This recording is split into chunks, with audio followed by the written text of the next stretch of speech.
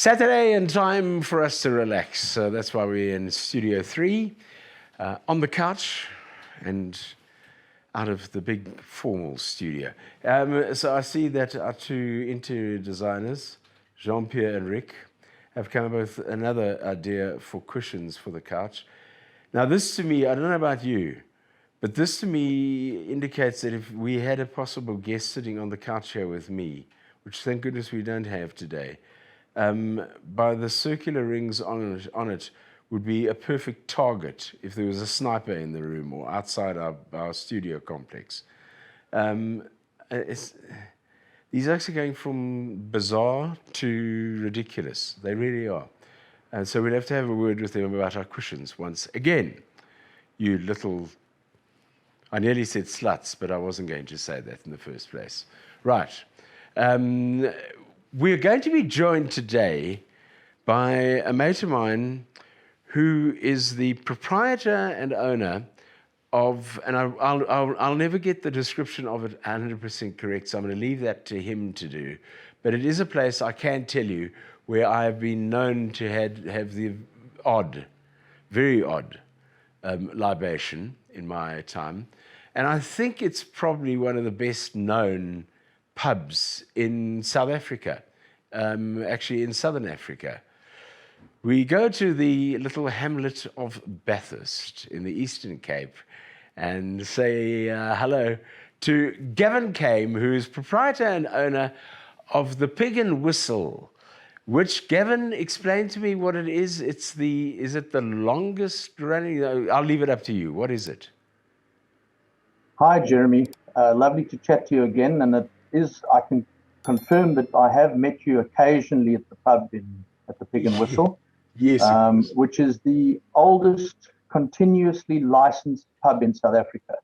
We got our liquor license in 1832, and we've continuously held a liquor license since then. So in January this year, we celebrated our 190th birthday. And we celebrated that in style with Jesse Clegg in concert. Oh, man. You mentioned Bathurst, and the first thing that people will say is, oh, is that where the Pig and Whistle is? You guys have become a legendary pub in South Africa. How did that happen? How did that morph into this? I don't know, it's because you've been around for ages and ages and ages, but how did you get into, because you actually have got the Pig and Whistle into the hearts of South Africans? Yeah, I think that our big win has been the advent of social media, Jeremy. One of my mates said to me, the social media presence of the Pig and Whistle is it was like I was a national chain of hotels. It really has been the most dramatic way to promote this old pub. But it's had its day. I mean, in the early days, people came here on horseback. They came here in ox carts. And it's been known by generations of South Africans. And that moves down to the children, the grandchildren, the great-grandchildren. I see people in the pub and in the hotel saying, oh, this is where my grandfather used to come and drink, and we sat in the car eating chips and Coca-Cola while we waited for them to finish their drinks inside the hotel. So it's got a long legacy of knowledge, and then the Rhodes students come here, and they've been coming here for decades and decades. So its name is out there, and social media supported that more recently. Gavin, let's go back a little bit on history, and I don't want to put you in a spot here, but more or less, how many publicans and owners have there been in the history of the Pig and Whistle? There's been about 19 owners. We're not terribly sure. Sometimes the owners and the managers are interchanged. So we're not quite sure whether there was a manager and an owner, but it's about 19 individual names. Okay, and you guys, how long have you guys been at the helm at the Pig and Whistle now? We bought the Pig and Whistle a decade ago. So we will celebrate today, tomorrow in fact, we will celebrate the beginning of our 11th year as owners of the Pig. Oh, hell. Geez, that's a long time to to be running the same old pub. Just as a matter of interest, I take it there are still parts of the pub and the hotel which are from the original buildings that were there. Yeah, the building is a heritage site. Strictly speaking, it's the part of the building that's on the street front, the famous part that you see in all the photographs and videos of the Pig and Whistle. That is, in fact, a heritage site. Used to be called the National Monument. They're now known as heritage sites. And the original, in fact, I'm speaking to you from the loft office, which is part of the heritage site, which used to be the reception of the old inn. The reception is now downstairs, but my office is now the old reception upstairs. And so a significant part of the hotel is still the old heritage site. 6 of our 10 rooms are what we call the historic rooms. They're the original hotel rooms of the inn that people came and stayed at. Their horses would have been stabled in the stables at the back of the hotel, which are still there, and people would have gone into those rooms and spent the night on their way to Grahamstown or on their way back from Grahamstown to Port Alfred.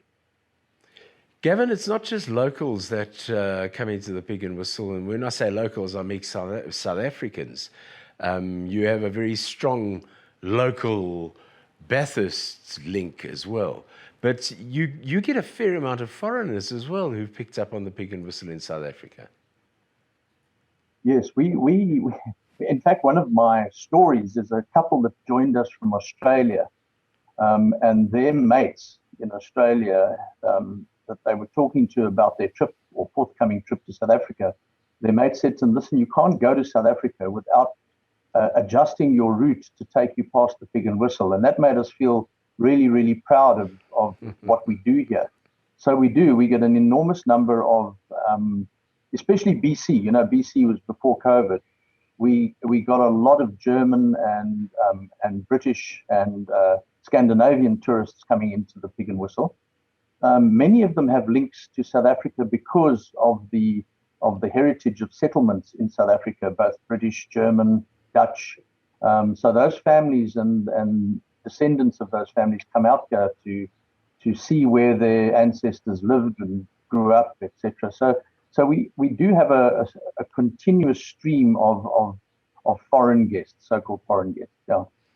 If people for the last 20 odd years or 30 years have been living under a stone or on another planet and have just returned from that particular planet or crawled out from under that stone and don't know anything about the Pig and Whistle, do you have a website or anything that people can go to and have a look at?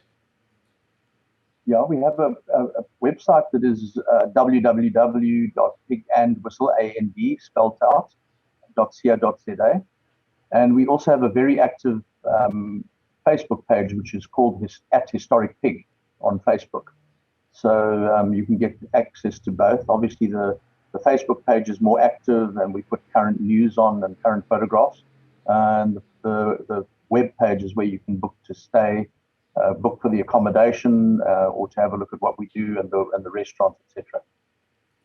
Good one. Gavin, it's been lovely speaking to you. Gavin Kane, proprietor and owner of the historic Pig and Whistle in Bathurst. As they say, down in that part of the world, which I come from very proudly, there's no thirst like a Bathurst. And I can tell you, there's nowhere better to quench it than at the Pig and Whistle in Bathurst.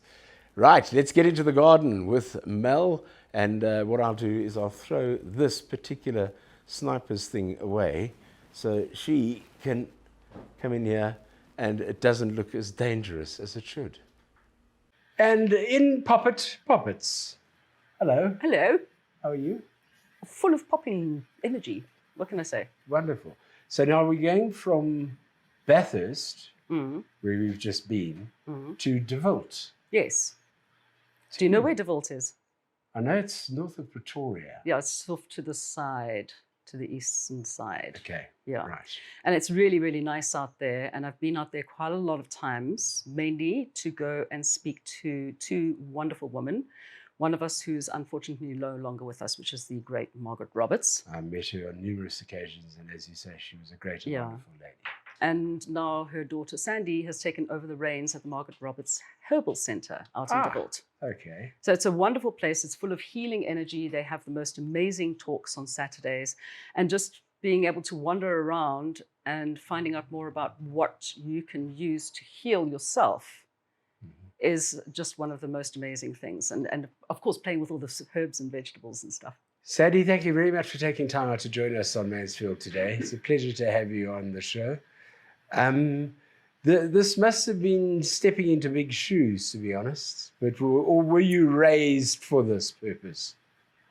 Hi, Jeremy and Mel. I was raised. This is Mother's Milk, and Mum and I. In fact, we are 40 years old today. Well, not actually today. This week, we are 40 years old at the Margaret Roberts Herbal Centre. So this is our 40th year in business there.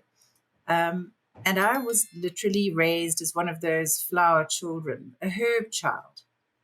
And for me, it was not so much stepping into Mom's shoes, but continuing being the legacy, and not only that, just being the person that continues the Margaret Roberts dream.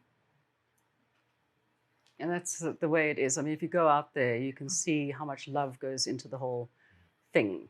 Okay. And you should go out there. No, I definitely will. Yeah. It's a question of finding time these Now, days. I mean, we all know that I can't even remember how many books have been brought out. So there's like 40 million books, of which I've got so many of them. And I absolutely love all of them.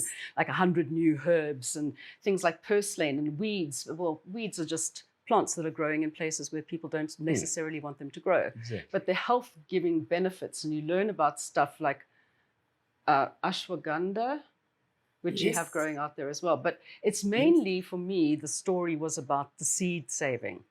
And are you still continuing going to the schools and getting those seed benches and teaching kids how to save seeds? Yes, I am. In fact, it's amazing legacy that we do. It started in 1999, where Mum and I we took over a seed, well, I shouldn't say a seed tour, we took over a spice tour to the islands. And we used to do this quite regularly. We would do the UK and we would do all over Europe. And then on one occasion, we went to the Seychelles. And that is where we actually got the idea from. And, the Seychelles has to depend on outside food. They don't have a lot of land for the amount of people that they have on it. And then not only that, they needed to look at self-sustainability in so many different levels for medicine and for food and so on. And we were at the botanical gardens in the Seychelles, and that's where we met up with the dignitaries just by chance, who were making their own seed bank. I was absolutely blown away, and I said to Mum while we were there, we've got to do this. We've got to bring in the first seed bank into South Africa, and this is exactly what we did. And it took us quite a few years to put that seed bank together. So once we had the mothership going, that's when I started putting a program together for the schools where they could go in and start looking at self-sustainability. And I've always believed that churches and schools are behind it and behind society, where whenever we're in trouble, we're going to go to either a church or to a school. That is going to be our go-to. And so if we can get churches and schools involved in having seed banks, then there's going to be an education process that's going to be very simple. That's going to be doing your own gardens from the church grounds or from the school grounds, where children will be able to learn and know these plants so very well. So that's how it really started, and it's a very exciting adventure. I've put quite a few school seed banks together, and every year the girls write themselves a seed dream, or the boys, girls and boys, write themselves seed dreams of where they want to be in 5 years' time. And that seed dream gets put away into the seed bank with the seeds, and of course, whatever they want to put in. I always say to them, in 5 years' time, you may not have the same boyfriend, so please don't put photographs of him into your seed packets and seed dreams, because I don't want to see those. I want to see what you're thinking about and where you're going forward and how you want to look at your future, into the future, how you want to find the mentors, the people that make a difference, and be that person that makes a difference. And it doesn't happen overnight. It takes a few years. And in a school time, it all happens as you writing your subjects, you thinking about where you want to be in university or how you want to live your life after school. It doesn't have to be university, but you need to be entrepreneurs and you need to be thinking people, not leaving it up to the elders. This is where it begins. So That's the thing, this is if you can becomes get kids when they're young as well, and yes, teach them how to grow stuff. And this is one thing I think that Yes. most schools should actually have that as part of one of their classes, that they have to learn how to grow food, that it doesn't just Yes. come from like a polystyrene pack in your local supermarket. absolutely. And the interest that is there, because I always start with saying to children, you know, the thing is, when you wake up in the morning, the simplicity of it all is you wake up in the morning and you go and wash your face with a fragrant soap. And that soap is normally a herb or a beautiful flower. Then you go and you get yourself breakfast, and that's normally a plant. It's plant based. It's either toast or it's a cereal or it's something along those lines. And then you brush your teeth with a mint flavored toothpaste. You go to school and your books are made of paper. You write with a pencil that's made of wood. You sit at a desk that's hopefully wood. You're doing absolutely everything throughout the day. Everything relates back to nature. And if you recognize that straight away, you suddenly see the importance of nature and you start looking at plants differently and you start looking at your medicinal value. What am I using to make my cold go away? What am I using to make me feel better? If I have headaches or tummy aches or if I have stress, what are the natural ways to go to? And that will be making those natural teas. Everything is going to come from that seed bank. Absolutely every seed that you save can be shared with the school and with your family. So you start the seed dream by swapping out seeds and by putting seeds into friends' hands and by talking plants and by growing plants, by sprouting things. And you don't have to have a lot of space. And that's the thing that the children love, is that cotton wool idea of putting your seeds onto cotton wool on your windowsill and seeing them growing as you put a fine mist spray or a little cup of water drizzled all over your seeds in the morning. So they see the seeds growing and they see the seed dreams growing. And what we are actually trying to do is to incorporate the good old healthy seeds that are not genetically modified, the plants that make a difference in our everyday diet. How many seeds are there in the seed bank? Millions. How many different Millions. varieties? Different varieties. Varieties, a couple of hundred different varieties, and a lot of them Wow. are indigenous to South Africa. South Africa has got the hugest variation in the small piece of land that we have. It's got the biggest variation of indigenous plants that are not only edible, but they're healing. The flowers are edible. South Africa has really been blessed with greenery of every sort. And, you know, we talk about weeds. I talk about foraging. So it's either medicinal or it's for foraging. Weeds are not so much weeds for me, but for the value that they hold. And very often plants grow in an area that you need them. So they are attracted to humans that are in their area. And I always say to myself, I don't know why I'm attracting the blackjack. And then I find actually I suffer from hay fever. And this is one of the plants used for mucus. So it is fascinating to look at the variety of the plants that we can save and that we can utilize. And I don't want people to lose that. And I think Margaret and I have always believed in the same way.